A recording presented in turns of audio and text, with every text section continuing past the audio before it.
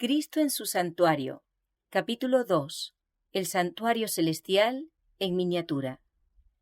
Mientras Moisés estaba en el monte, Dios le ordenó: «Harán un santuario para mí, y yo habitaré en medio de ellos». Y le dio instrucciones completas para la construcción del tabernáculo. A causa de su apostasía, los israelitas habían perdido el derecho a la bendición de la presencia divina, y por el momento hicieron imposible la construcción del santuario de Dios entre ellos. Pero después que les fuera devuelto el favor del cielo, el gran líder procedió a ejecutar la orden divina. Hombres escogidos fueron especialmente dotados por Dios con habilidad y sabiduría para la construcción del edificio sagrado. Dios mismo dio a Moisés el plano de esa estructura, con instrucciones detalladas acerca de su tamaño y forma, los materiales que debían emplearse y todos los objetos y muebles que debía contener. Los 2 lugares santos, hechos a mano, habían de ser figura del verdadero, figura de las cosas celestiales, una representación en miniatura del templo celestial donde Cristo, nuestro gran sumo sacerdote, después de ofrecer su vida como sacrificio, habría de ministrar en favor de los pecadores. Dios presentó ante Moisés en el monte una visión del santuario celestial y le ordenó que hiciera todas las cosas de acuerdo con el modelo que se le había mostrado.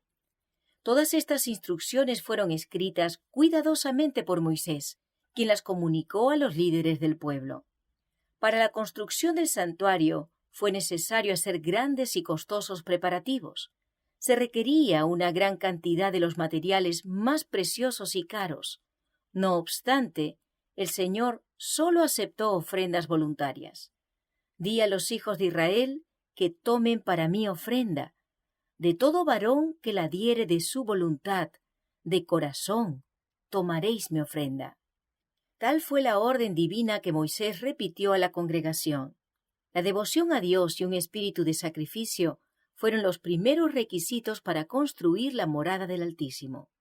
Todo el pueblo respondió unánimemente. Y vino todo varón a quien su corazón estimuló, y todo aquel a quien su espíritu le dio voluntad, con ofrenda a Jehová para la obra del tabernáculo de reunión, y para toda su obra, y para las sagradas vestiduras. Vinieron así hombres como mujeres, todos voluntarios de corazón, y trajeron cadenas y zarcillos, anillos y brazaletes, y toda clase de joyas de oro, y todos presentaban ofrenda de oro a Jehová. Todo hombre que tenía azul, púrpura, carmesí, lino fino, pelo de cabras, pieles de carneros teñidas de rojo o pieles de tejones, lo traía. Todo el que ofrecía ofrenda de plata o de bronce traía a Jehová la ofrenda, y todo el que tenía madera de acacia la traía para toda la obra del servicio. Además, todas las mujeres sabias de corazón hilaban con sus manos y traían lo que habían hilado, azul, púrpura, carmesí o lino fino. Y todas las mujeres cuyo corazón las impulsó en sabiduría hilaron pelo de cabra.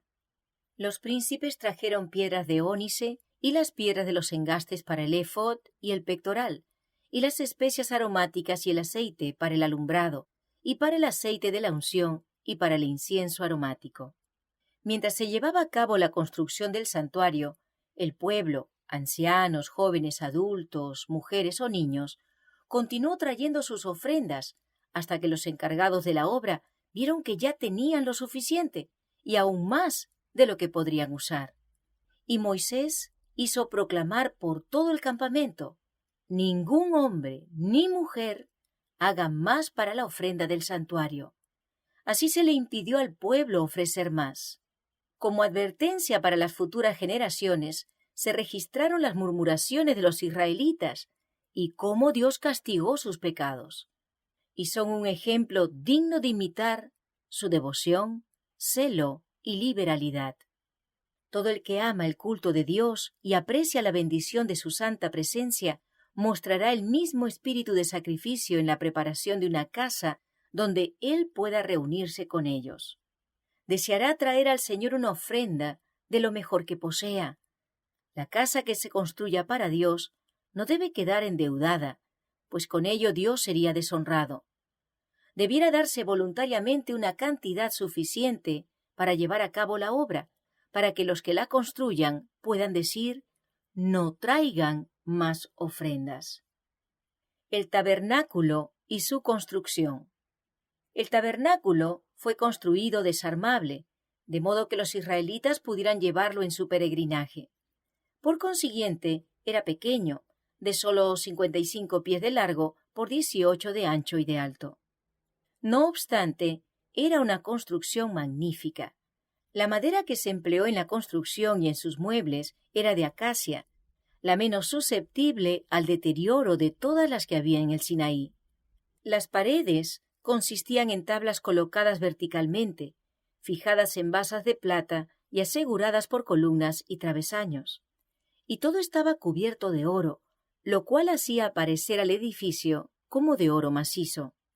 El techo estaba formado de 4 juegos de cortinas. El de más adentro era de lino torcido, azul, púrpura y carmesí, y querubines de obra primorosa.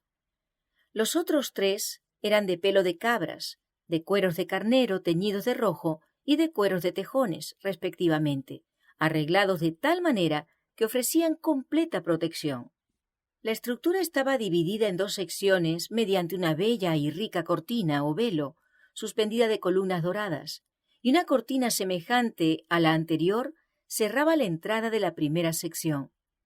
Tanto estos velos como la cubierta interior que formaba el cielo raso eran de los más magníficos colores, azul, púrpura y escarlata, bellamente combinados, y tenían, recamados con hilos de oro y plata, querubines que representaban la hueste de los ángeles asociados con la obra del santuario celestial, y que son espíritus ministradores del pueblo de Dios en la tierra. La tienda sagrada estaba colocada en un espacio abierto llamado atrio, rodeado por cortinas de lino fino que colgaban de columnas de bronce. La entrada a este recinto se hallaba en el extremo oriental. Estaba cerrada con cortinas de riquísima tela, hermosamente trabajadas, aunque inferiores a las del santuario. Como estas cortinas del atrio eran sólo de la mitad de la altura de las paredes del tabernáculo, el edificio podía verse perfectamente desde afuera. En el atrio y cerca de la entrada se hallaba el altar de bronce del holocausto.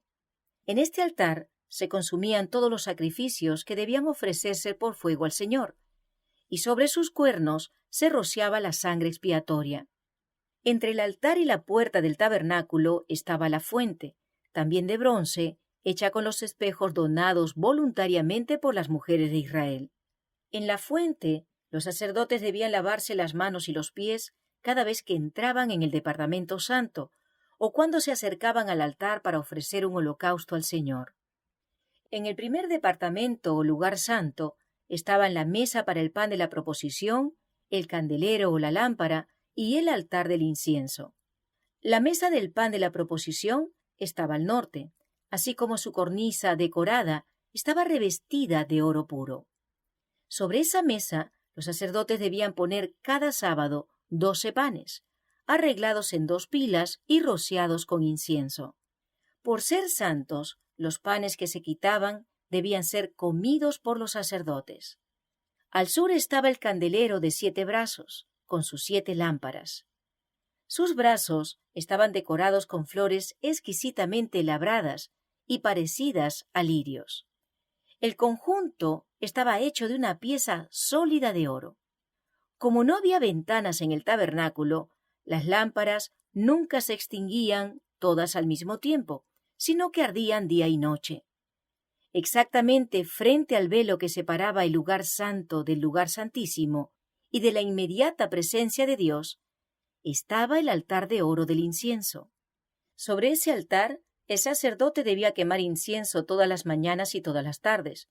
Sobre sus cuernos se aplicaba la sangre de la víctima de la expiación, y en el gran día de la expiación era rociado con sangre. El fuego que estaba sobre ese altar fue encendido por Dios mismo, y se mantenía como sagrado. Día y noche el santo incienso difundía su fragancia por los recintos sagrados del tabernáculo y fuera por sus alrededores. Más allá del velo interior estaba el lugar santísimo, centro del servicio de expiación e intercesión, el cual constituía el eslabón que unía el cielo y la tierra. En este departamento estaba el arca, que era un cofre de madera de acacia, recubierto de oro por dentro y por fuera, y que tenía una cornisa de oro encima. Era el repositorio de las tablas de piedra, en las cuales Dios mismo había grabado los 10 mandamientos. Por consiguiente, se lo llamaba Arca del Testamento de Dios o Arca de la Alianza, puesto que los 10 mandamientos eran la base de la alianza hecha entre Dios e Israel. La cubierta del arca sagrada se llamaba propiciatorio. Estaba hecha de una sola pieza de oro y encima tenía 2 querubines de oro, uno en cada extremo. Un ala de cada ángel se extendía hacia arriba, mientras la otra permanecía plegada sobre el cuerpo, en señal de reverencia y humildad. La posición de los querubines, con la cara vuelta el uno hacia el otro y mirando reverentemente hacia abajo sobre el arca, representaba la reverencia con la cual la hueste celestial mira la ley de Dios y su interés en el plan de la redención. Encima del propiciatorio estaba la Chequiná, o manifestación de la presencia divina, y desde en medio de los querubines Dios hacía conocer su voluntad. A veces los mensajes divinos eran comunicados al sumo sacerdote mediante una voz que salía de la nube. Otras veces caía una luz sobre el ángel de la derecha para indicar aprobación o aceptación, o una sombra o nube descansaba sobre el ángel de la izquierda para revelar desaprobación o rechazo. La ley de Dios, guardada como reliquia dentro del arca, era la gran regla de justicia y juicio. Esa ley determinaba la muerte del transgresor. Pero encima de la ley estaba el propiciatorio, donde se revelaba la presencia de Dios y desde el cual, en virtud de la expiación, se otorgaba perdón al pecador arrepentido. Así, en la obra de Cristo en favor de nuestra redención, simbolizada por el servicio del santuario, la misericordia y la verdad se encontraron, la justicia y la paz se besaron. No hay palabras que puedan describir la gloria de la escena que se veía dentro del santuario. Las paredes doradas, reflejando la luz de los candeleros de oro, los brillantes colores de las cortinas ricamente bordadas con sus relucientes ángeles, la mesa y el altar del incienso refulgentes de oro, y más allá del segundo velo, el arca sagrada, con sus querubines místicos, y sobre ella la santa Chequiná, manifestación visible de la presencia de Jehová. Pero todo eso era apenas un pálido reflejo de las glorias del templo de Dios en el cielo, el gran centro de la obra de redención en favor del hombre. Se necesitó alrededor de medio año para construir el tabernáculo. Cuando se terminó, Moisés examinó toda la obra de los constructores, comparándola con el modelo que se le enseñó en el monte y con las instrucciones que había recibido de Dios. Y vio Moisés toda la obra, y he aquí la habían hecho como Jehová había mandado. Y los bendijo. Con anhelante interés las multitudes de Israel se agolparon para ver la sagrada estructura. Mientras contemplaban la escena con reverente satisfacción, la columna de nube descendió sobre el santuario y lo envolvió. Y la gloria de Jehová llenó el tabernáculo. Hubo una revelación de la majestad divina, y por un momento ni siquiera Moisés pudo entrar. Con profunda emoción, el pueblo contempló la señal de que la obra de sus manos era aceptada. No hubo demostraciones de regocijo en alta voz. Una solemne reverencia se apoderó de todos. Pero la alegría de su corazón se manifestó en lágrimas de gozo, y susurraron fervientes palabras de gratitud, porque Dios había condescendido a morar con ellos. Los sacerdotes y su vestimenta. En virtud de las instrucciones divinas, se apartó a la tribu de Leví para el servicio del santuario. En tiempos anteriores, cada hombre era sacerdote de su propia casa. En los días de Abraham, por derecho de nacimiento, el sacerdocio recaía en el hijo mayor. Ahora, en vez del primogénito de todo Israel, el Señor aceptó a la tribu de Leví para la obra del santuario. Mediante este señalado honor, Dios manifestó su aprobación por la fidelidad de los levitas, tanto por haber adherido a su servicio, como por haber ejecutado sus juicios, cuando Israel apostató al rendir culto al becerro de oro. No obstante, el sacerdocio se restringió a la familia de Aarón.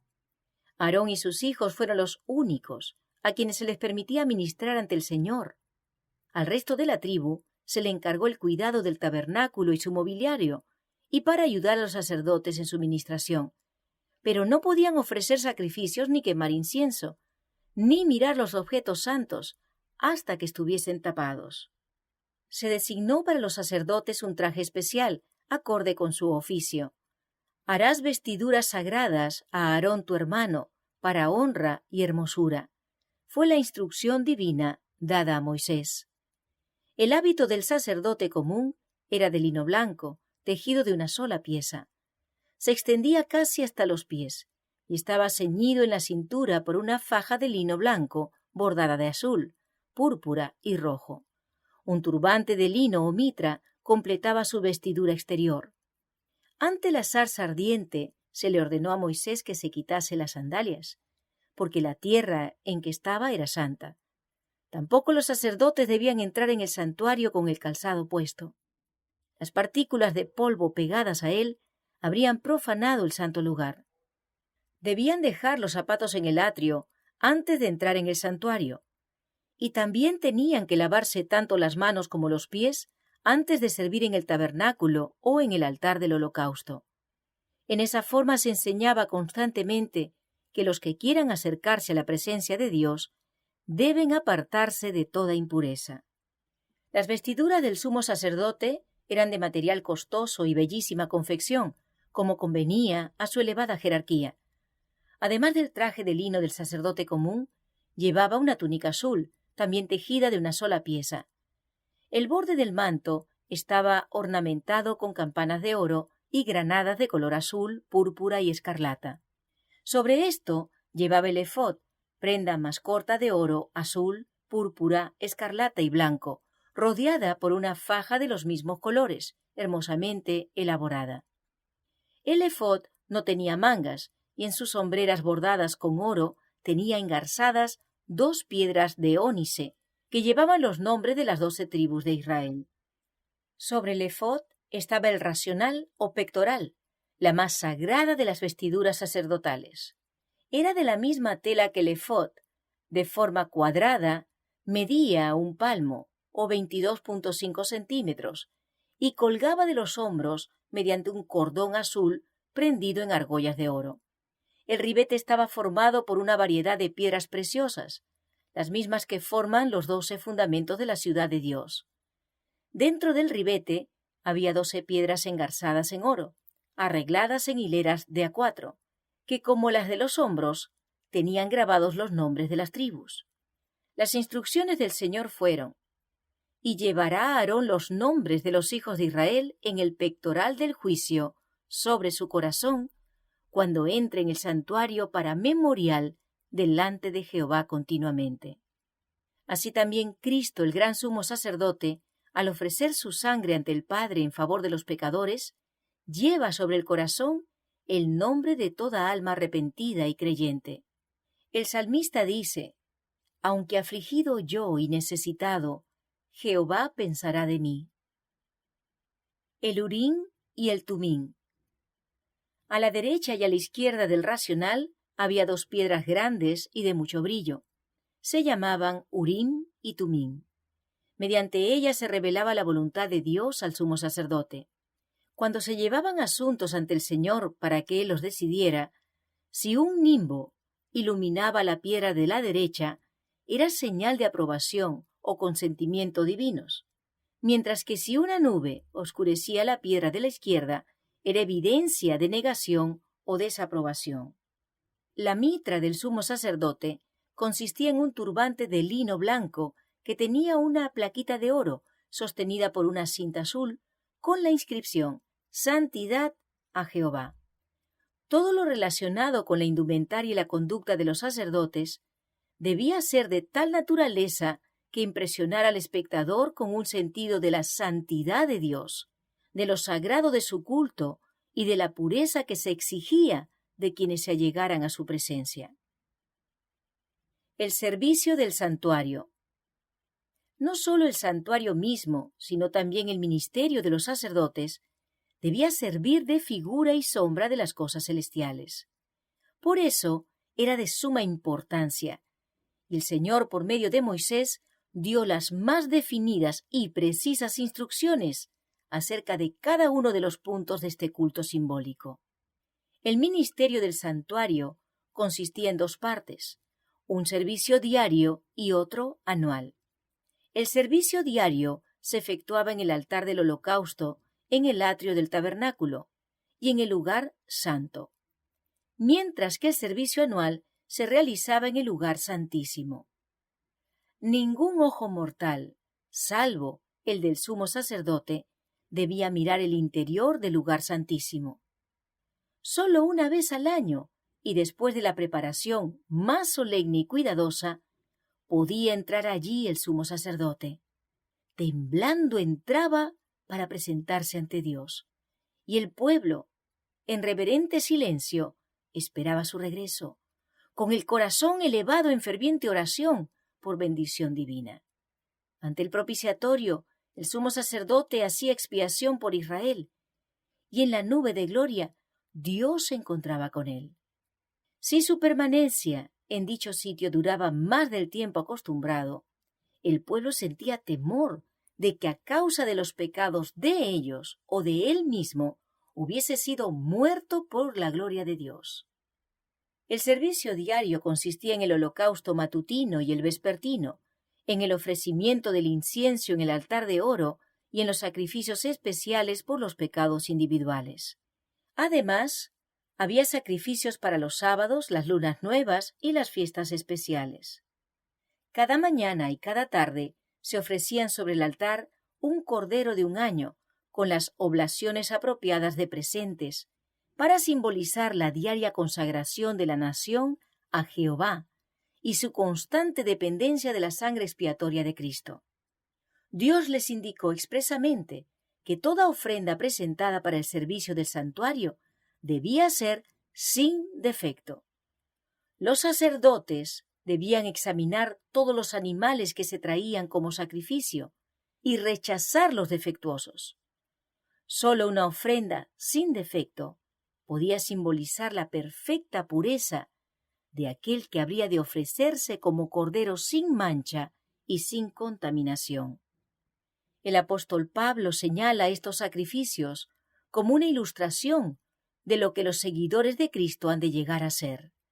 Dice: «Así que, hermanos, os ruego, por las misericordias de Dios, que presentéis vuestros cuerpos en sacrificio vivo, santo, agradable a Dios, que es vuestro culto racional». Hemos de entregarnos al servicio de Dios y debiéramos tratar de hacer esa ofrenda tan perfecta como sea posible. Dios no quedará satisfecho sino con lo mejor que podamos ofrecerle. Los que le aman de todo corazón desearán darle el mejor servicio de su vida y constantemente tratarán de poner todas las facultades de su ser en perfecta armonía con las leyes que nos habilitarán para hacer la voluntad de Dios. Al presentar la ofrenda del incienso, el sacerdote se acercaba más directamente a la presencia de Dios que en ningún otro acto de los servicios diarios. Como el velo interior del santuario no llegaba hasta el techo del edificio, la gloria de Dios que se manifestaba sobre el propiciatorio era parcialmente visible desde el lugar santo. Cuando el sacerdote ofrecía incienso ante el Señor, miraba hacia el arca, y mientras ascendía la nube del incienso, la gloria divina descendía sobre el propiciatorio y henchía el lugar santísimo, y a menudo llenaba tanto las 2 divisiones del santuario que el sacerdote se veía obligado a retirarse hasta la puerta del tabernáculo. Así como en ese servicio simbólico el sacerdote miraba por medio de la fe el propiciatorio que no podía ver, así ahora el pueblo de Dios ha de dirigir sus oraciones a Cristo, su gran sumo sacerdote, quien, invisible para el ojo humano, está intercediendo en su favor en el santuario celestial. El incienso que ascendía con las oraciones de Israel representaba los méritos y la intercesión de Cristo, su perfecta justicia, la cual por medio de la fe es acreditada a su pueblo, y es lo único que puede hacer el culto de los seres humanos aceptable a Dios. Delante del velo del lugar santísimo había un altar de intercesión perpetua, y delante del lugar santo un altar de expiación continua. Había que acercarse a Dios mediante la sangre y el incienso, símbolos que señalaban al gran mediador, a través de quien los pecadores pueden acercarse a Jehová, y a través de quien únicamente puede otorgarse misericordia y salvación al alma arrepentida y creyente. Mientras de mañana y de tarde los sacerdotes entraban en el lugar santo a la hora del incienso, el sacrificio diario estaba listo para ser ofrecido sobre el altar de afuera en el atrio. Esta era una hora de intenso interés para los adoradores que se congregaban ante el tabernáculo. Antes de allegarse a la presencia de Dios por medio del ministerio del sacerdote, debían hacer un ferviente examen de su corazón y confesión de sus pecados. Se unían en oración silenciosa con los rostros vueltos hacia el lugar santo. Así sus peticiones ascendían con la nube de incienso, mientras la fe aceptaba los méritos del Salvador prometido, al que simbolizaba el sacrificio expiatorio. Las horas designadas para el sacrificio matutino y vespertino se consideraban sagradas y llegaron a observarse como momentos dedicados al culto por toda la nación judía. Y cuando en tiempos posteriores los judíos fueron esparcidos como cautivos en distintos países, aún entonces, a la hora indicada, dirigían el rostro hacia Jerusalén y ofrecían sus peticiones al Dios de Israel. En esta costumbre, los cristianos tienen un ejemplo para su oración matutina y vespertina. Si bien Dios condena la mera ejecución de ceremonias que carezcan del espíritu de adoración, mira con gran satisfacción a quienes lo aman y se postran mañana y tarde para pedir perdón por los pecados cometidos y las bendiciones necesarias. El pan de la proposición se conservaba siempre ante el Señor como una ofrenda perpetua, de manera que formaba parte del sacrificio diario, y se llamaba el pan de la proposición o el pan de la presencia, como estaba siempre ante el rostro del Señor. Era un reconocimiento de que el hombre depende de Dios, tanto para su alimento temporal como para el espiritual, y de que se lo recibe únicamente en virtud de la mediación de Cristo. En el desierto, Dios había alimentado a Israel con el pan del cielo, y el pueblo aún dependía de su generosidad, tanto para las bendiciones del alimento temporal como las del espiritual. El maná, así como el pan de la proposición, simbolizaba a Cristo, el pan viviente, quien está siempre en la presencia de Dios para interceder por nosotros. Él mismo dijo: «Yo soy el pan vivo que descendió del cielo». Sobre los panes se ponía incienso. Cuando se cambiaba cada sábado para reemplazarlo por panes frescos, el incienso se quemaba sobre el altar como un recordatorio delante de Dios. La parte más importante del servicio diario era la que se realizaba en favor de los individuos. El pecador arrepentido traía su ofrenda a la puerta del tabernáculo y, colocando la mano sobre la cabeza de la víctima, confesaba sus pecados. Así, en un sentido figurado, los trasladaba de su propia persona a la víctima inocente. Luego mataba al animal con su propia mano, y el sacerdote llevaba la sangre al lugar santo y la rociaba ante el velo, detrás del cual estaba el arca que contenía la ley que el pecador había violado.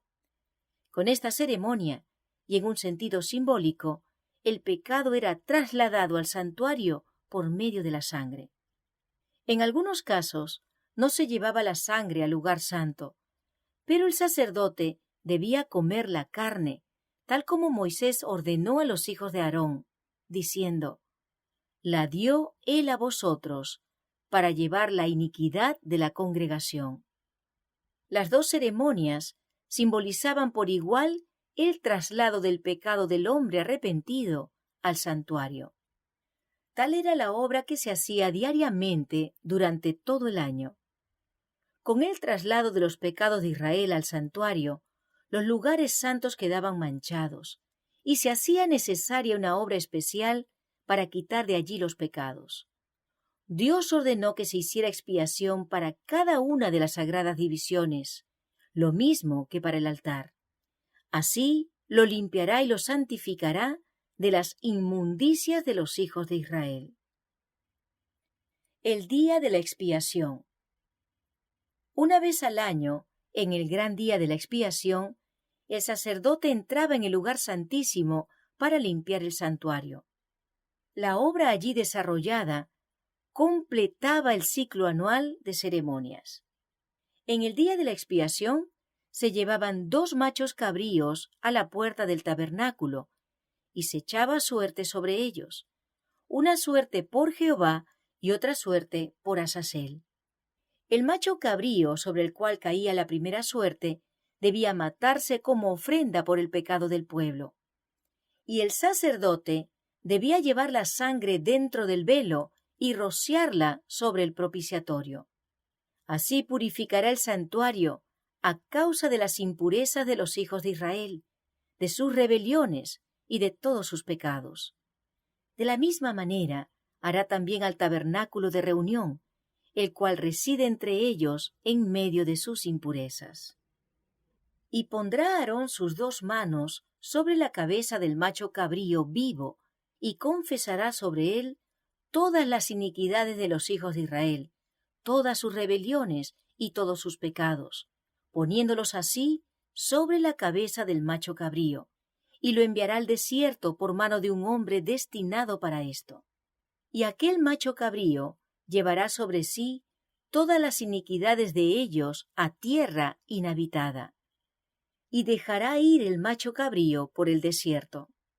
Sólo después de haberse alejado al macho cabrío de esta manera, se consideraba el pueblo libre de la carga de sus pecados. Todo hombre debía contristar su alma mientras se verificaba la obra de expiación. Todos los negocios se suspendían, y toda la congregación de Israel pasaba el día en solemne humillación delante de Dios, en oración, ayuno y profundo análisis del corazón. Mediante este servicio anual se le enseñaba al pueblo importantes verdades acerca de la expiación. En la ofrenda por el pecado que se ofrecía durante el año, se aceptaba un sustituto en lugar del pecador. Pero la sangre de la víctima no hacía completa expiación por el pecado. Solo proveía un medio en virtud del cual el pecado se transfería al santuario. Al ofrecerse la sangre, el pecador reconocía la autoridad de la ley, confesaba la culpa de su transgresión y expresaba su fe en aquel que habría de quitar los pecados del mundo. Pero no quedaba completamente exonerado de la condenación de la ley. En el día de la expiación, el sumo sacerdote, llevando una ofrenda por la congregación, entraba en el lugar santísimo con la sangre y la rociaba sobre el propiciatorio, encima de las tablas de la ley. En esa forma, los requerimientos de la ley que exigían la vida del pecador quedaban satisfechos. Entonces, en su carácter de mediador, el sacerdote tomaba los pecados sobre sí mismo y, saliendo del santuario, llevaba sobre sí la carga de la culpa de Israel. A la puerta del tabernáculo ponía sus manos sobre la cabeza del macho cabrío, símbolo de Azazel, y confesaba sobre él todas las iniquidades de los hijos de Israel, todas sus rebeliones y todos sus pecados, poniéndolos así sobre la cabeza del macho cabrío. Y cuando el macho cabrío, que llevaba estos pecados, era conducido al desierto, se consideraba que con él se alejaban para siempre del pueblo. Tal era el servicio verificado como figura y sombra de las cosas celestiales. Una figura de las cosas celestiales. Como se ha dicho, el santuario terrenal fue construido por Moisés conforme al modelo que se le mostró en el monte. Era símbolo para el tiempo presente, según el cual se presentan ofrendas y sacrificios. Los dos lugares santos eran figuras de las cosas celestiales. Cristo, nuestro gran sumo sacerdote, es el ministro del santuario y de aquel verdadero tabernáculo que levantó el Señor y no el hombre.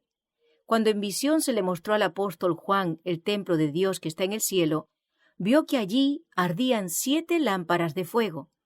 Vio también a un ángel que tenía un incensario de oro, y se le dio mucho incienso para añadirlo a las oraciones de todos los santos, sobre el altar de oro que estaba delante del trono. Cuando en visión se le mostró al apóstol Juan el templo de Dios que está en el cielo, vio que allí ardían 7 lámparas de fuego. Vio también a un ángel que tenía un incensario de oro, y se le dio mucho incienso para añadirlo a las oraciones de todos los santos sobre el altar de oro que estaba delante del trono. Se le permitió al profeta contemplar el lugar santo del santuario celestial, y vio que allí ardían 7 lámparas de fuego y el altar de oro, representados por el candelero de oro y el altar del incienso o perfume en el santuario terrenal. Nuevamente el templo de Dios fue abierto en el cielo, y vio el lugar santísimo detrás del velo interior. Allí contempló el arca de su pacto, representada por el arca sagrada construida por Moisés para contener la ley de Dios. Moisés hizo el santuario terrenal conforme al modelo que había visto. Pablo declara que el tabernáculo y todos los vasos del ministerio, después de haber sido hechos, eran símbolos de las cosas celestiales. Y Juan dice que él vio el santuario celestial. Ese santuario en el cual Jesús oficia en favor de nosotros es el gran original del cual el santuario construido por Moisés era una copia. Ningún edificio terrenal podría representar la grandeza y la gloria del templo celestial, la morada del Rey de Reyes, donde millares de millares le sirven y millones de millones están delante de él, de ese templo henchido de la gloria del trono eterno, donde los serafines, sus guardianes resplandecientes, se cubren el rostro en adoración. Sin embargo, las verdades importantes acerca del santuario celestial y de la gran obra que allí se efectúa en favor de la redención del hombre debían enseñarse mediante el santuario terrenal y sus servicios. Después de su ascensión, nuestro Salvador iba a principiar su obra como nuestro sumo sacerdote. El apóstol Pablo dice: «No entró Cristo en el santuario hecho de mano, figura del verdadero, sino en el mismo cielo, para presentarse ahora por nosotros ante Dios». Como el ministerio de Cristo iba a consistir en 2 grandes divisiones, ocupando cada una un período de tiempo y teniendo un sitio distinto en el santuario celestial, asimismo, la ministración típica consistía en el servicio diario y el anual, y a cada uno de ellos se dedicaba una sección del tabernáculo. Como Cristo, después de su ascensión, compareció ante la presencia de Dios para ofrecer su sangre en beneficio de los creyentes arrepentidos, así, en el servicio diario, el sacerdote rociaba la sangre del sacrificio en el lugar santo en favor de los pecadores. Aunque la sangre de Cristo habría de librar al pecador arrepentido de la condenación de la ley, no anularía el pecado. Este quedaría registrado en el santuario hasta la expiación final. Así, en el tipo, la sangre de la víctima quitaba el pecado del arrepentido, pero quedaba en el santuario hasta el día de la expiación. Se limpia el registro de los pecados. En el gran día del juicio final, los muertos han de ser juzgados por las cosas que están escritas en los libros según sus obras. Entonces, en virtud de la sangre expiatoria de Cristo, los pecados de todos los que se hayan arrepentido sinceramente serán borrados de los libros celestiales. En esta forma, el santuario será liberado y limpiado de los registros del pecado. En el tipo, esta gran obra de expiación o el acto de borrar los pecados estaba representada por los servicios del día de la expiación, o sea, la purificación del santuario terrenal por medio de la eliminación de los pecados que lo habían manchado, en virtud de la sangre de la víctima. Así como en la expiación final, los pecados de los arrepentidos han de borrarse de los registros celestiales para no ser ya recordados, en el tipo terrenal eran enviados al desierto y separados para siempre de la congregación. Puesto que Satanás es el originador del pecado, el instigador directo de todos los pecados que causaron la muerte del Hijo de Dios, la justicia exige que Satanás sufra el castigo final. La obra de Cristo en favor de la redención del hombre y la purificación del pecado del universo se concluirá quitando el pecado del santuario celestial y colocándolo sobre Satanás, quien sufrirá el castigo final. Así, en el servicio típico, el ciclo anual del ministerio se completaba con la purificación del santuario y la confesión de los pecados sobre la cabeza del macho cabrío, símbolo de Azazel.